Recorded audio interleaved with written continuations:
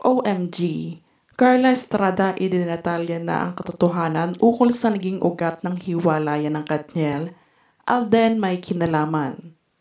Tila nitong araw nga hindi napigilang magbigay ng kanyang reaksyon ang ina ni Daniel Padilla na si Carla Estrada, ukol nga sa panliligaw at pagkakaroon nga ng something ng ex-girlfriend ni DJ na si Catherine Bernardo at Alden Richards.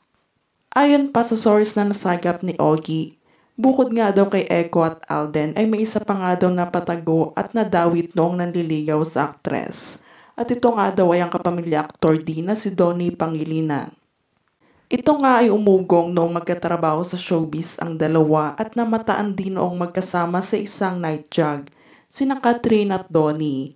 Ngunit tila hindi naman ito pinansin ng ilang netizens ang naturang larawan na in-upload ng fans matapos nga magpa-picture sa dalawa at isinawalang bahala na lamang nila ito.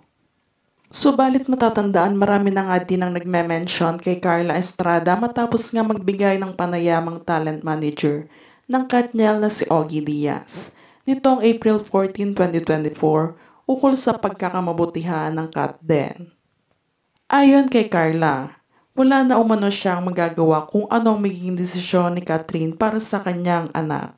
Masaya umano siya sa nakikita niya ngayon at noon pa man daw ay sinabi na niya na hindi si Daniel ang may kasalanan at problema sa pagsasama nila ni Catherine.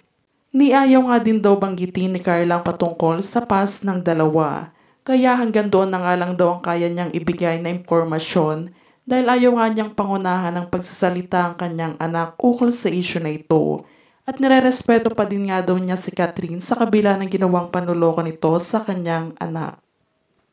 Dagdag pa ni Carla, both sides naman daw ay nasa ayos na din ang lahat at lahat ng property at naipundar ng dalawa ay pinaghatian at pinagbenta na din nila Kat at DJ para umano mas makap-moving forward sila at maayos ang naging hiwalayan ng dalawa. Sa naging pahayag niyang ito ni Carla ay madaming ngang nalarma at may ilan din na nagulat na fans ng Katniel sa big revelation ngang ito ni Ma'am She Carls. Dahil hindi umano nila akalain na ang kabaliktaran nga daw ang nangyari at pagbibintang nila umano sa issue na hiwalayan ng Katniel noon. Ngunit sa ngayon naman daw ay palagi pa rin nilang susuportahan ang dalawa at masaya umano sila kung ano ang nakatadhana kina Catherine at Daniel in the future. And cherish at iti-treasure na lang daw nila ang memories together and sweetness overload ng Katniel noon. At nag-iintay na nga lang daw din sila na magsalita ang Katden ukol sa issue kung sakali nga daw na mayroon ng relasyon ang dalawang ito.